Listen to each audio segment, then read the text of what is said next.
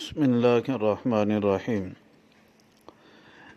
ان الحمد للہ والصلاة والسلام علی من لا نبی بعد اما بعد گستاخ رسول کے بارے میں حدیث نمبر 13 بیان کی جا رہی ہے۔ یہ حدیث مبارکہ بخاری شریف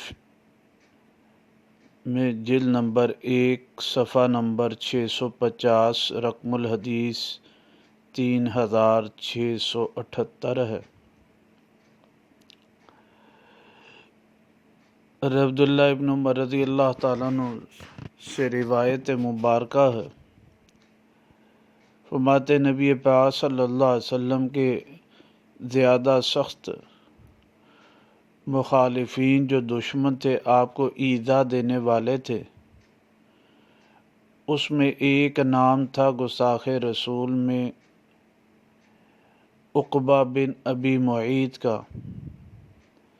کہ جاء الی النبی صلی اللہ علیہ وسلم، کہ نبی پاک صلی اللہ علیہ وسلم کی طرف آیا اور آپ نماز پڑھ رہے تھے، فوضع رداءہ، اور اس نے رکھ لیا جو ہے آپ کی چادر کو آپ کے گردن میں، اور آپ کا گلا شدید قسم کا اس نے دبایا جائے۔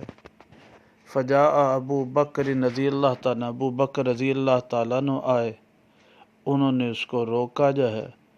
پھر فرمایا اتقتلون رجلا، کیا تم ایک شخص کو قتل کرتے ہو جو کہتا ربی اللہ، میرا رب اللہ، حالانکہ وہ تمہارے پاس جو ہے اللہ کی طرف سے واضح دلائل لایا ہے۔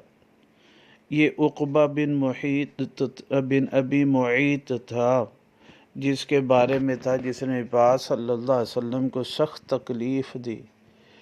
جب غزوہ بدر ہوا، اس میں قیدی آئے تو 2 افراد تھے جن کو قتل کیا گیا، ایک تو نضر بن حارث تھا، دوسرا عقبہ بن معیط تھا۔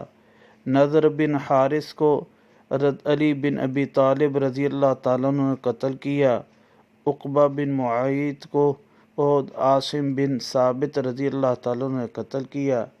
جب عقبہ بن معیط کو قتل کرنے کا ارادہ کیا تو وہ پھر کہنے لگا یا معاشر قریش، اے جو ہے قریش کی جماعت، ما لیا اقتل، کیوں مجھے قتل کرتے ہو؟ نبی پاک صلی اللہ علیہ وسلم نے جواب میں فرمایا بکفرک باللہ وافترائک علی رسول اللہ، تیرا اللہ کے ساتھ کفر کرنے کی وجہ سے اور رسول اللہ صلی اللہ علیہ وسلم پر افتراء بازی کی وجہ سے تجھے قتل کیا جا رہا ہے۔ یہ حدیث مبارکہ مجمع الزوائد جلد نمبر 6 جو ہے اور صفحہ نمبر 85 پر 10,016 حدیث نمبر ہے۔ یہ نبی پاک صلی اللہ علیہ وسلم نے